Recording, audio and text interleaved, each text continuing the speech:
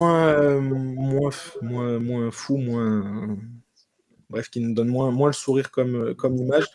On va parler là, évidemment, vous l'aurez vu et vous l'aurez compris, j'en avais parlé au tout début de l'émission.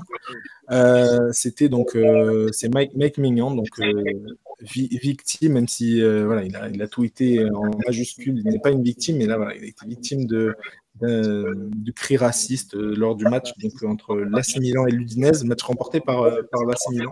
Donc, encore une fois, il y a une justice. Mais voilà, il a été donc victime de cris racistes et il est rentré donc au vestiaire, suivi par les deux équipes, enfin, par voilà, ses coéquipiers et l'équipe de l'Udinese.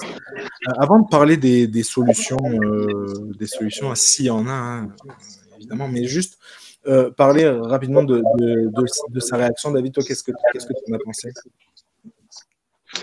Sa réaction, c'est spontanée, naturelle, compréhensible et comprise par tous. On hallucine qu'en 2024, on entend encore des cris de singe dans un stade de football, mais c'est la réalité. Bon, évidemment qu'il a eu raison de marquer le coup. Évidemment que l'arbitre a eu raison aussi, l'intelligence de faire reprendre, etc. Enfin, tel que ça s'est passé, moi, ça me choque pas du tout. Après, voilà. Après, c'est vrai que comment faire en sorte que ce phénomène de fond, de société, soit vraiment réglé, quoi, parce que ça fait 20 ans, 30 ans qu'on en parle de ce problème-là et il n'a pas bougé beaucoup, malheureusement, surtout en Italie. Enfin, je ne vais pas montrer du doigt spécialement l'Italie parce que ça existe aussi en France, ça existe partout, mais c'est vrai qu'en Italie, c'est quand même très, très, très, très fréquent. En Espagne aussi. Les cris de singe, c'est un truc aussi qu'on entend en Espagne. Donc c'est dramatique qu'en 2024, ça existe encore. C'est fou. C'est clair. Justement, donc, on va parler un peu des solutions et juste pour le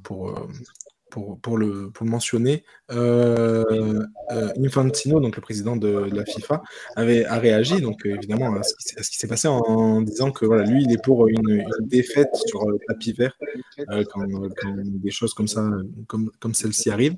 Je sais pas si tu es d'accord ou tu es pour ou contre ce genre de sanctions, mais sinon, il y aurait quoi d'autre comme sanctions, Hugo?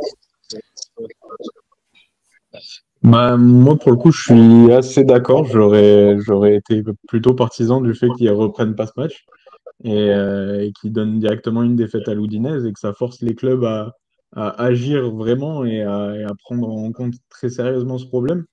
Et pour moi, ça passe par là. Si t'affectes les performances sportives d'un club, les supporters vont être concernés et ça va faire bouger les choses.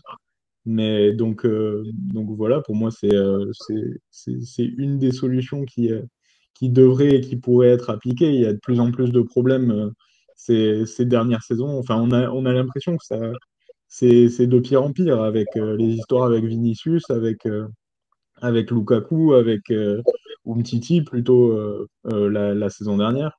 Donc ouais, franchement, ça se répète encore et encore et il se passe rien ou pas grand-chose. Donc il faut prendre des décisions radicales et voilà, il faut faire en sorte de sanctionner lourdement les clubs, quitte à ne pas pouvoir sanctionner directement les auteurs de ces faits. Mais voilà, dans le match cet Udinese Milan, voilà, ils s'arrêtent pendant 5 minutes. On a l'impression que enfin, moi, je l'ai vécu un peu comme ça, où dans le sens, c'était OK, on va attendre que Mike Maignan ait terminé sa crise et on reprend le match. Et, euh, et voilà, c'était un Oui, peu ça. Il retourne sur le terrain, tout le monde joue à moitié, l'Udinese marque derrière. Si tu regardes les images sur la célébration du but, il y a les trois quarts du public derrière Maignan qui font des droits d'honneur, des trucs comme ça. Enfin, voilà, au bout d'un moment, c'est ridicule. moi, j'ai une proposition, peut-être, enfin, ça me paraît un peu plus fort que de donner match perdu à l'équipe, c'est de fermer la tribune d'où viennent les cris de singe pendant 6 mois, tu vois. Ça va leur faire très mal parce que c'est-à-dire que les supporters sont privés de match pendant 6 mois. le club est privé des recettes liées à cette tribune pendant 6 mois, ça va leur faire très très très très mal, hein. Connaissant les supporters les plus fanatiques, c'est pour eux, c'est leur vie, hein, d'aller au stade le samedi, le dimanche. Donc si tu leur enlèves ça, vraiment tu les pénalises très très fort et ils peuvent réfléchir beaucoup à la bêtise qu'ils ont faite. Alors bien sûr, tu pénalises aussi les spectateurs qui ne se sont pas adonnés à cette monstruosité, mais c'est une tribune, donc ce sont des sympathisants.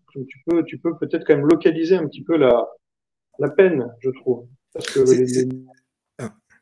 c'est quand même plus localisé, quoi. C'est ce que j'allais dire. Est-ce qu'il n'y aurait pas, avec comment dire, les moyens qu'il y a, entre guillemets, et les moyens de plus en plus technologiques, de réellement identifier les fouteurs de troubles, donc les gens Ouais, mais qui... s'ils sont 15, s'ils sont 15, tu vois, à chaque fois que c'est possible, c'est fait, mais à chaque fois, ils te sortent un gars tout seul d'un stade qui est le coupable unique d'avoir fait un salut nazi ou un cri de singe. Bon, c'est une blague. Quand ils sont 15 ensemble à faire des cris de singe depuis une tribune, c'est la tribune, je veux dire, c'est le groupe de supporters entier qu'il faut montrer du doigt et qu'il faut écarter de cette tribune-là. Donc c'est pas seulement un gars comme ça isolé qu'il faut réussir à choper avec juste, je mentionne ça parce que c'est pas, encore une fois, j'ai juste fait des recherches plutôt rapides, hein, juste pour voir comment ça se passait dans d'autres clubs. Et voilà, et par exemple au PSG, c'est quelque chose qui a été beaucoup éradiqué quand même ces dernières saisons. C'est, encore une fois, c'est pas pour redonner l'exemple, le PSG fait très bien les choses, etc. C'est pas ça, c'est plus pour donner un exemple de comment ça se passe, et ce qu'ils ont mis en place à Paris. Et il y a eu donc comment dire, un engagement avec donc ces Sportitudes et donc SOS Racisme, avec des bénévoles à chaque match et des gens donc voilà Après, Paris, ils ont pris la méthode anglaise. Alors, la méthode anglaise, ça a été d'éradiquer le hooliganisme. Donc, c'est quoi comment on éradique le hooliganisme? Avec des interdictions de stade à vie, où les gars sont obligés de pointer pendant les matchs au commissariat de leur domicile, et surtout avec une augmentation des tarifs pour que le public se boboise et soit de moins en moins populaire. Donc ça, cette technique-là, on la connaît, elle marche, mais est-ce que c'est vraiment le bon chemin qu'on veut prendre de rendre le football moins populaire qu'il n'est? Pas forcément. Donc, il faut faire attention à ce que la méthode soit pas pire que le mal.